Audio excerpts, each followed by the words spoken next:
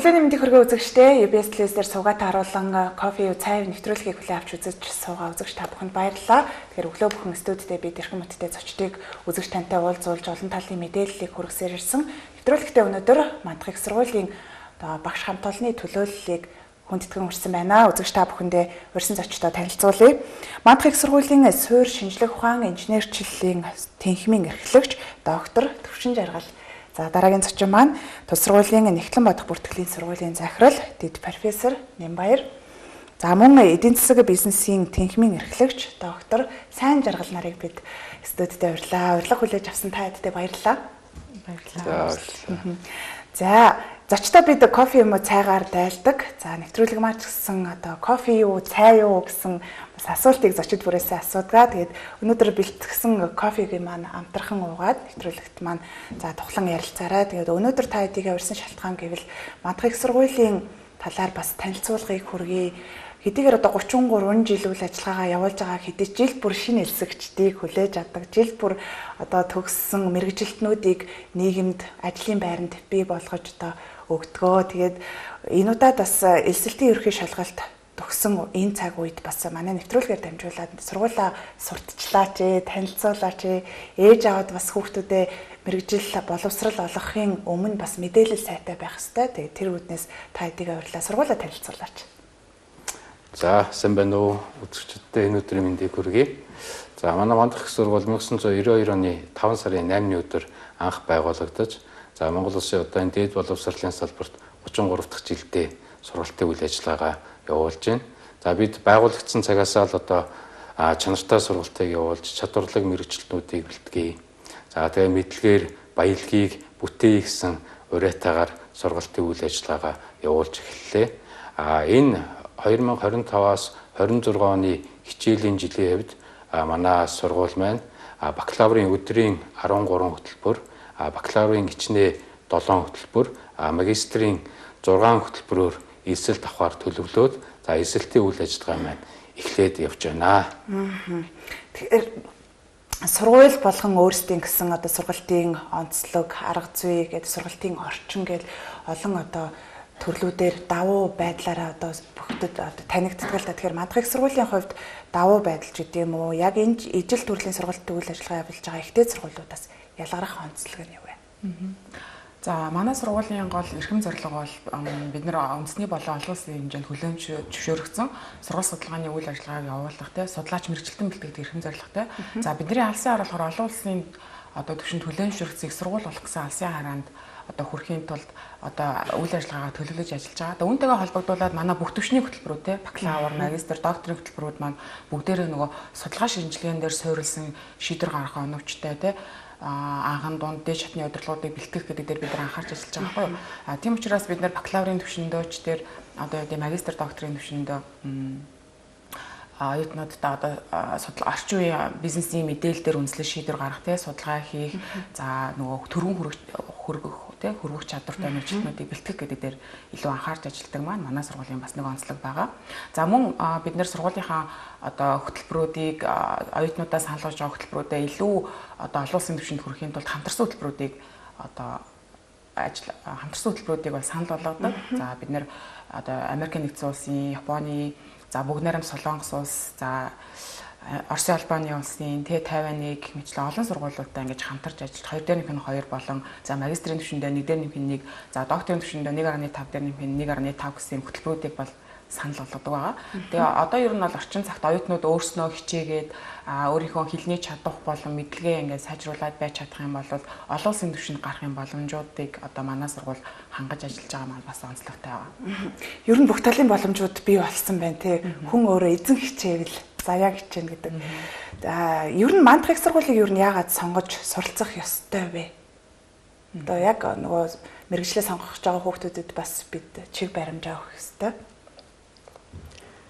За тэгэхээр Мандах их сургуулийг одоо сонгож суралцах гол шалтгаан маань болохоор бид нөгөө чанарыг хамгийн түрүүнд хэрхэмлдэг гэж ярьсан байгаа. Тэгэхээр одоо чанарыг илэрхийлдэг гол хүчин зүйлүүд нь болохоор бид нар өөрсдөө одоо бид нар чанартай сургалт явуулдаг шүү гэд хэлээд байхаасаа илүүтэйгээр энийг баталгаажуулах хэрэгтэй. Тэгэхээр энийг баталгаажуулахын тулд бол бид нар олон улсын байгууллага болон дотоодын одоо магадлан итгэмжлэлийн гадны байгууллагууд байдаг. Тэгэхээр энэ байгууллагуудаар бол бид нар хөтөлбөрүүдэд магадлан итгэмжлүүлдэг байгаа. Тэгэхээр энд бол одоо боловсролын магадлан итгэмжлэлийн үндэсний зөвлөгөө том байгууллага байгаа. Тэгэхээр манай бүх хөтөлбөрүүд манай энэ байгууллагаар магадлан итгэмжлэгдсэн байгаа. За түүнээс гадна бас олон улсын хэмжээнд SCB гэд энэ одоо бизнесийн чиглэлийн хөтөлбөрүүдийг магадлан итгэмжилдэг ийм байгууллага байна. Тэгэхээр энэ байгууллагаар манай хөтөлбөрүүд маань магадлан итгэмжлэгдсэн. Тэгэхээр энэ магадлан итгэмжлэлийн цаад одоо гол утга санаа нь бол эдний сургууль маань стандартын дагуу чанартай ийм хөтөлбөрөөр сургалт явуулж гин шүү гэдгийг одоо гэрчилж өгч байгаа гэсэн ийм утгатай. Тэгэхээр одоо энэ бол манай сургуулийн бас нэг давуу тал. Сонгож суралцах шалтгаан тийм. Магадлан итгэмжлэлт ер нь хэр хугацаанд байж байгаад ордог юм бэ? За тэгэхээр магадлан итгэмжлэлээр болохоор байгууллагын магадлан итгэмжлэлээр бол тухайн байгууллага 10 жил тутамдаа магадлан итгэмжлүүлж явах ёстой. Тэгэхээр манайх энэ жил бол 5 дахь удаа магадлан итгэмжлүүлсэн байгаа манайх сургууль маань. За хөтөлбөрүүд маань бол 5 жил тутамдаа магадлан итгэмжлүүлж явах ёстой. Тэгээд яг 5 жил болсон хугацаанд бид бол хөтөлбөрүүдэд магадлан итгэмжлүүлээд явж байгаа. SCB олон улсын байгууллагаар бол бас мөн 10 жил тутамдаа магадлан итгэмжлүүлж явах ёстой. Тэгэхээр сая 2024 онд бол бид нар одоо 10 жил болоод тэгээд дахин магадлан итгэмжлэлээр ороод гэрчлэгийг авсан байна. За энэ бол Бандах их сургуулийн бас ололт амжилтуудын нэг тий. Тэгээд ер нь төгсөгчдийн тухайд бас хэдэн хувь нь ажлын байран дээр шууд гарч байна. За элсгэж байгаа оюутнуудын хувьд тухайн сургуулийн бас оюутан хөгжүүлэлт за цаашлаад тэтгэлэг хөтөлбөрүүдийг бас маш их сонирхтгоо. Үнэхээр одоо энэ чиглэлээр суралцах гээд байгаа хүүхдүүд маань тухайн сургуулийг сонгочлоо. Сонгосон тохиолдолд мэдээж одоо хичээл одоо энэ оноо нь голч нь хурж явах юм бол би тэтгэлэгт хамрагдах боломжтой юу? Тэтгэлгээ өөрсдөө ингээд зохицуулна гэсэн мундаг оюутнууд байна штэ хүүхдүүд тий. Тэгэхээр тухайн суралцагчдын хувьд ямар боломжууд байна? Тэгэхээр одоо нөгөө төгсөгчдийн хувьд бол манай сургуулийн төгсөгчд бол байнгын эрэлт хэрэгцээтэй. Тэгэхээр биднээс одоо нөгөө хамтран ажилладаг байгууллагууд маань танай оюутныг төгссөн энэ төгсөгчдөөс авмаар байна гэсэн одоо байнгын хүсэлт бол ирж идэг. Тэгээд энэний дагуу манай оюутнууд бол ер нь 100% төгсөөд одоо ажлын байранд ажил эрхлээд явж байгаа. За тэгэхээр элсэгчдийн хувьд бол элсэгчдэд зориулсан одоо тэтгэлгүүд бол сургуулийн зүгээс болон одоо улсын тэтгэлгүүдэд манайх бол хамрагдаад ингээд явж байгаа. Тэгэхээр энэ дээр тодруулаад хэлэхэд бол шинэ элсэгчдийг дэмжих тэтгэлэг гэж байна. За тэгээд сурлагын амжилтаар олох тэтгэлэг, захирлын нэрэмж тэтгэлэг, манлайлагч оюутны нэрэмж тэтгэлэг гэд эдгээр тэтгэлгүүдийг бол манай сургууль өөрсдөө дотоодосоо одоо олгодог гэсэн үг. За шинэ элсэгчдийн хувьд болохоор одоо 550-аас 599% оноотой одоо ЕШ оноотой бол 10%, 600-аас 649 бол 40%. За тэгээд 650-аас 699 бол 70%. Тэгээд одоо 700-аас дээш оноотой хүүхдүүд бол 100% одоо тэтгэлэг авах юм боломжтой байна. За мөн орсныхоо дараа сурлагын амжилт за тэгээд нөгөө судалгаа шинжилгээ хийж байгаа байдал тэн дээр гаргасан амжилт тэгээд улсын чанартай олимпиад уралдаан тэмцээн урлаг спортоор тэргүүлж байгаа байдлаас хамаарат тэгээд нөгөө түрүүний захирлын нэрэмжт манлайлагч оюутны тэтгэлэг гэдэг ингээд сургалтын төлбөрийн одоо 20 хүртэл хувиар тэтгэлэг болгоод явдаг байна. За тэрнээс гадна бас нэг онцлог зүйлүүд маань нөгөө түрүү магадлан итгэмжлэгдсэн хөтөлбөрүүдтэйгээд ярьж байсан шүү дээ тийм ээ. Тэгэхээр энэ дээр тэргүүлэх хөтөлбөрүүд бас байгаа. Нөгөө улсаас ингээд зарлж өгсөн тэргүүлэх чиглэлийн хөтөлбөрүүд. Тэгэхээр механик мандах сургууль маань нөгөө эдийн засаг санхүү нэхлэн бодохын чиглэлээс гадна бас механик инженерчлэл, логистик менежмент, тэгээд програм хангамж, график дизайн гэдэг ингээд одоо инженерийн чиглэлийн хөтөлбөрүүд бас хэрэгжүүлдэг байгаа. Тэгэхээр энэ дээр механик инженерчлэл хөтөлбөрөө бас сая магадлан итгэмжлүүлсэн. Тэгээ энэ механик инженерчлэл, логистик менежмент гэсэн хоёр хөтөлбөр маань хоёулаа магадлан итгэмжлэгдсэн учраас тэргүүлэх мэргэжлийн хөтөлбөрт байгаа учраас энэ чиглэлээр элсэж орсон хүүхдүүд бол одоо засгийн газрын тэтгэлэгт 100% тэтгэлэгт хамрагдах боломжтой. Тэгэхээр нөгөө ЕШ-ийн онооны дундаж байна шүү дээ тийм ээ. Тэгэхээр тэр дундаж оноо маань 500-аас дээш байх юм бол 100% засгийн газрын тэтгэлэгтэйгээр хамрагдах боломжтой гэсэн. Маш олон боломжууд. Тэгэхээр Оросныхаа дараа бол одоо 3-аас дээш голжтой суралцах юм бол энэ тэтгэлэг маань төгсөн төгслөө үргэлжлээд явна. Тэгэхээр энэ нь хамгийн нэг одоо гол давуу тал нь бол нөгөө магадлан итгэмжлэгдсэн хөтөлбөрүүд дээр энэ засгийн газрын зээл тусламж тэтгэлгүүд маань бол олдох боломж үүсдэг байхгүй юу. Тэгэхээр энүүгээрээ бол одоо давуу талтай. За мөн бакалаврын өдрийн болон ичнээ ангиудыг бас тус тусдан тайлбарлаад өгөөч. Тэгээд яг ичнээ ангиудад айлал мэргэжлүүд багтж байна. За энэ хичээлийн жилээр бакалаврын өдрийн хөтөлбөрөөр бол 13 хөтөлбөр эзэлт авч байна. Ичнээгийн 7 хөтөлбөрөөр бид нар эзэлт авч байгаа. За нэгтлэн бодол бүртгэл, санхүү банк, бизнесийн удирдлага, за цахилгааны инженерчил, механик инженерчил, за тэгээд логистик, програм хангамж гээд ангиудад эзэлтээ авч байна. Манай ичнээ хөтөлбөрийн онцлог бол 100% цахим хэлбэрээр явагдаж болдог, танхимын хэлбэрээр явж болдог, мөн цахим танхим хосолсон хэлбэрээр ичнээ сургалтууд маань явагдаж байгаа.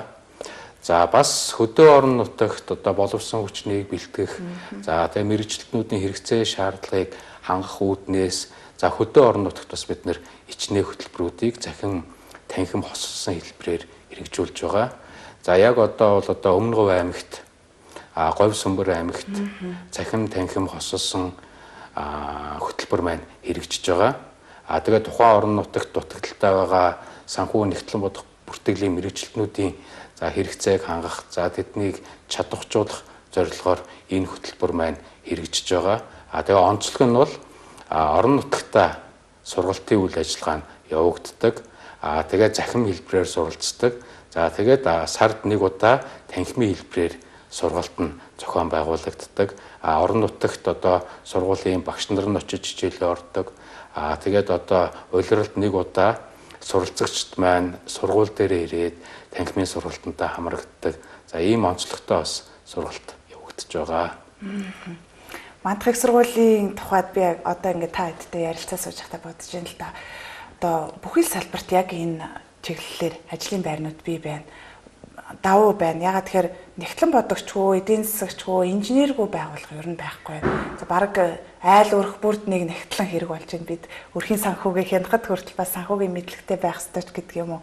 Тэгэхээр одоо төгсөгчдийн хувьд яхаа харахгүй 100% ажлын байранд гардаг нь бол тодорхой л гэж бодогдсон л да. Манай сургууль нь анх нэгтлэн бодох бүртгэлийн хөтөлбөрөөр эзэлт авч ирсэн бол үйл ажиллагаагаа өргөжүүлээ. Одоо 13 хөтөлбөртэй болсон гэдэг байна шүү дээ.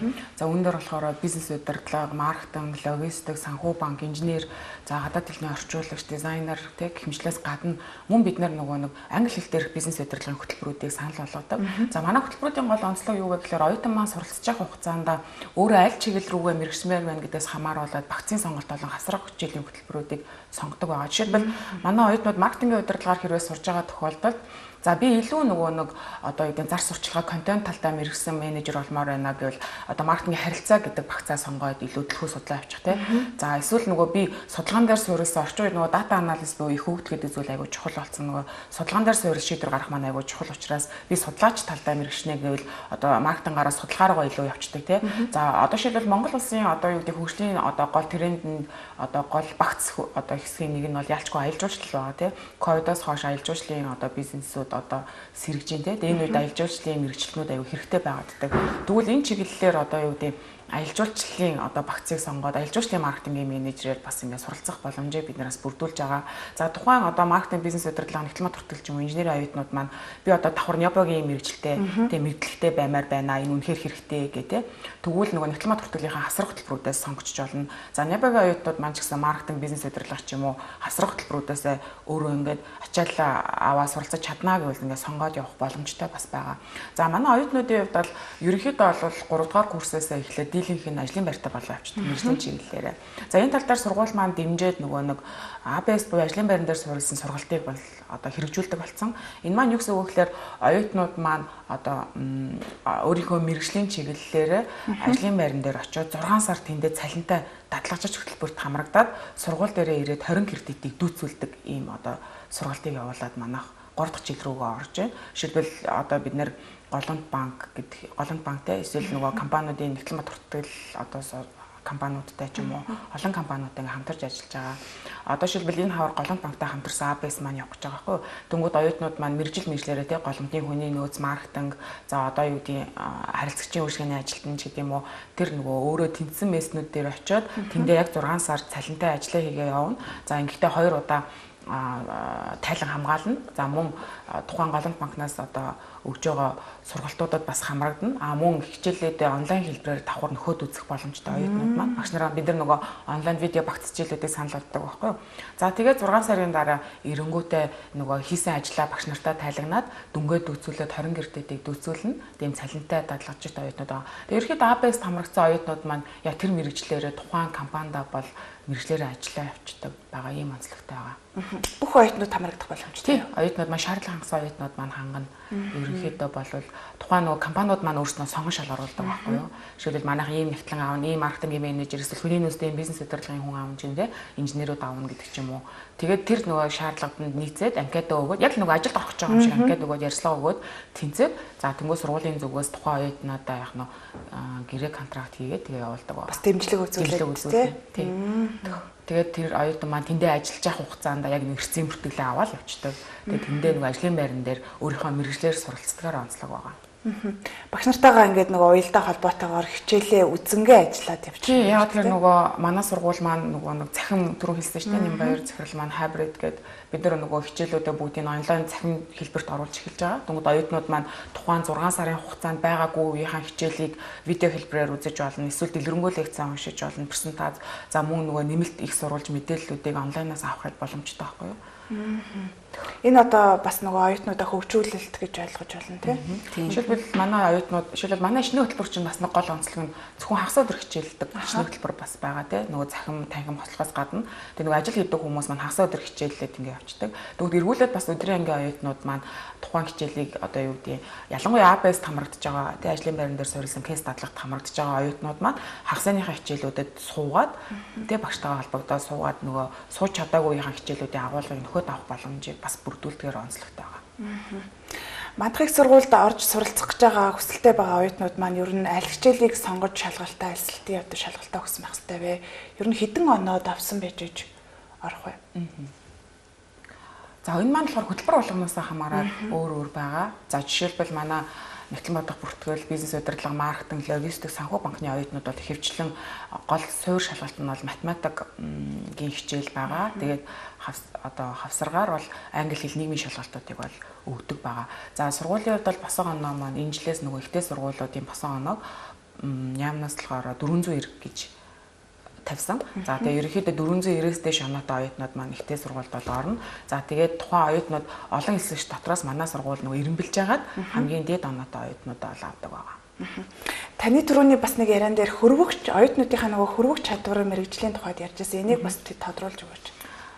За жишээлбэл одоо юу гэдэг бизнес удирдлагаар сурж байгаа оюутан за би ерөнхийдөө гараад одоо юу гэдэг цаашид би төслийн илүү төсөл удирддаг тийм төсөл тал руугаа болно гэвэл багцууд дотроос сонголт хийн. За би төслийг ч юм уу эсвэл би зөвхөн HR буюу хүний нөөц талдаа гэвэл хүний нөөцийн тал руугаа хичээлүүдийг сонгоод ингээ илүү мэрэгшин авчиж болох боломжтой.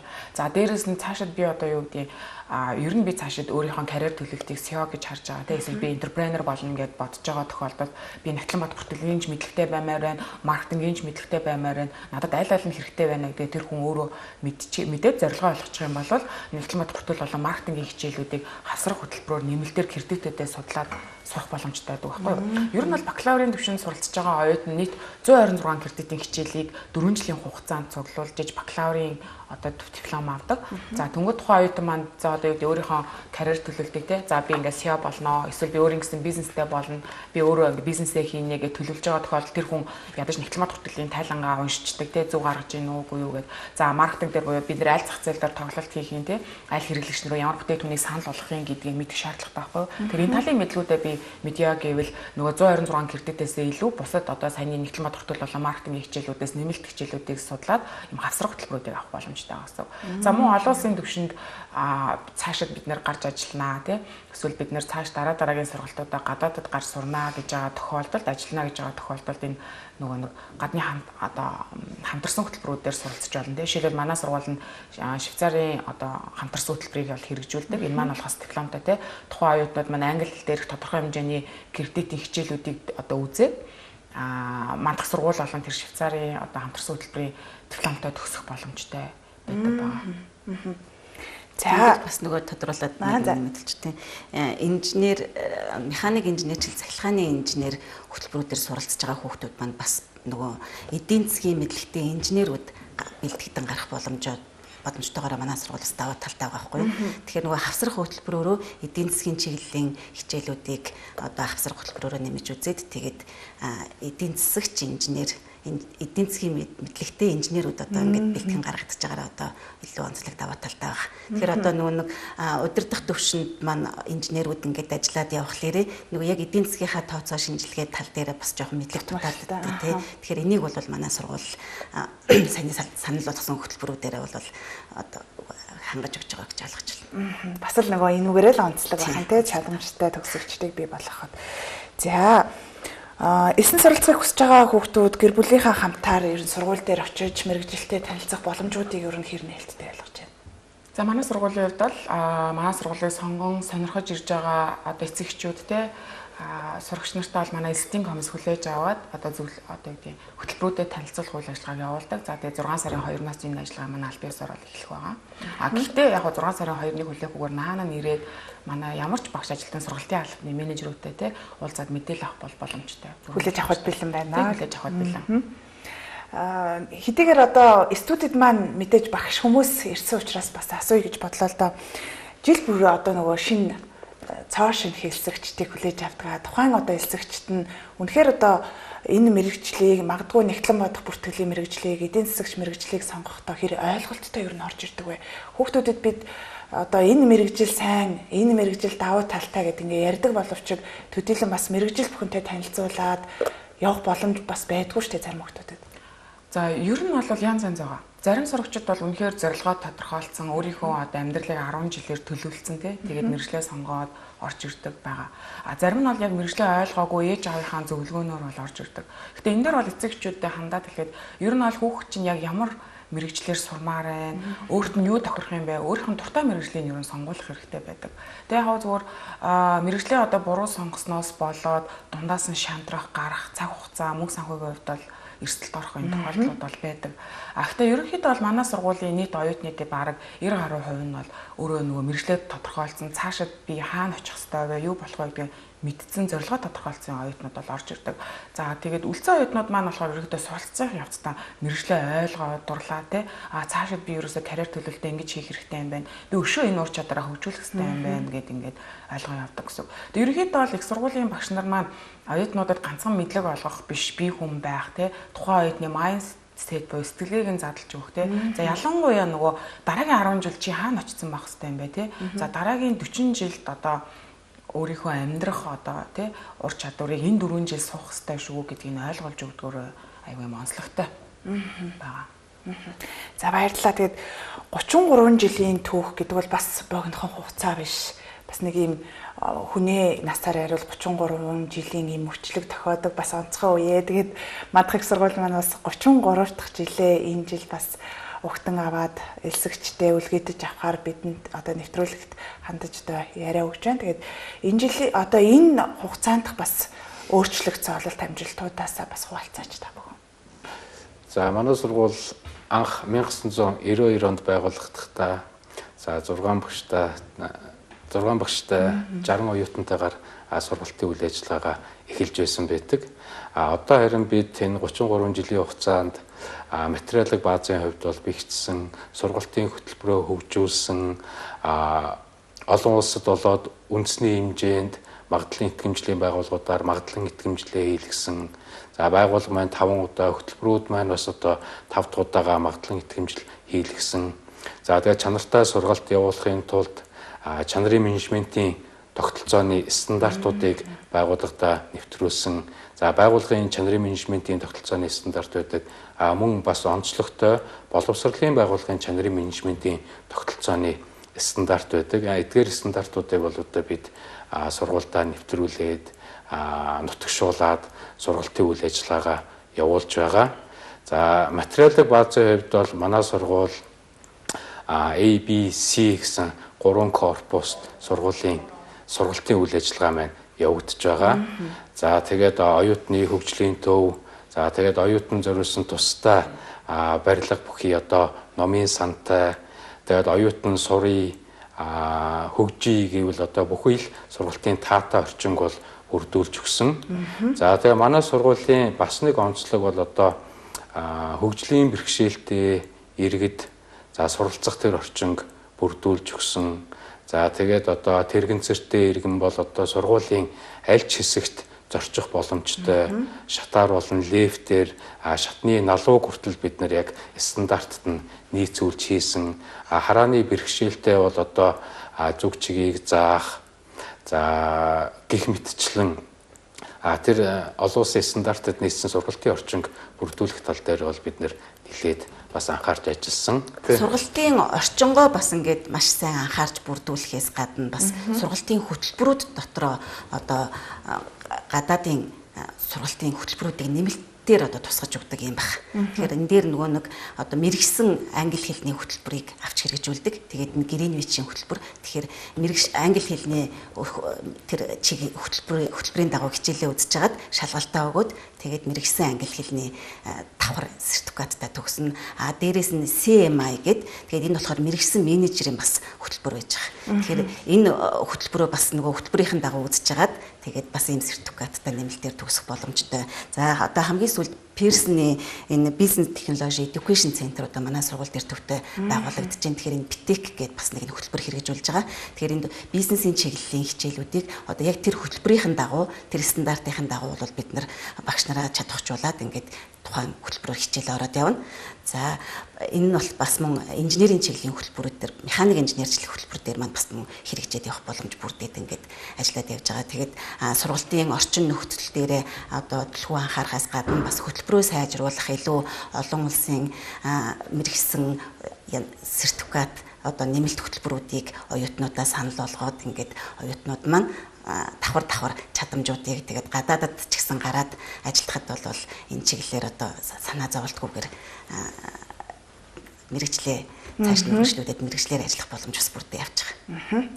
Яа харахгүй одоо жилээс жилд өссөн дэвжиж байна, түүхийн хувьцаа зузаатгаж байна тийм ээ. Тэгээд сургуулийнхаа тухай мэдээллийг манай үзэгчдтэй хуваалцаж өглөө бидэнтэй хамт огцсон та бүхэндээ баярлалаа. Тэгээд манлайлагч мандагчдынхаа цаашдын одоо ажилд нь амжилт хүсье. Олон мэрэгжилтэй боловсон хүчнийг одоо салбарт одоо бэлэг болгон гаргаж тийм ээ мэрэгжилтэй одоо чанартай боловсон хүчнийг бэлтгэж байгаа та бүхнийхээ одоо ажилд нь амжилтыг хүсье да. За баярлалаа. За урилга хүлээж авсан та бүхэндээ баярлалаа. Кофе юу цай нэвтрүүлгийн ээлж дугаар энд хүрээд өндөрлөж байна. Энэ удаагийн зочноор Мандах их сургуулийн суурь шинжлэх ухаан инженерчлэлийн тэнхим болон нэгтлэн бодох бүртгэлийн сургууль эдийн засаг бизнесийн тэнхимийн эрхлэгч захирлууд бидний урилгаар хүрэлцэн ирж сургуулийнхаа мэдээллийг үзэгч та бүхэнтэй хуваалцлаа. Хамтдаа энэ хүртэл хамт байсан үзэгч танд баярлалаа. Өдрийг сайхан өнгөрүүлээрэй.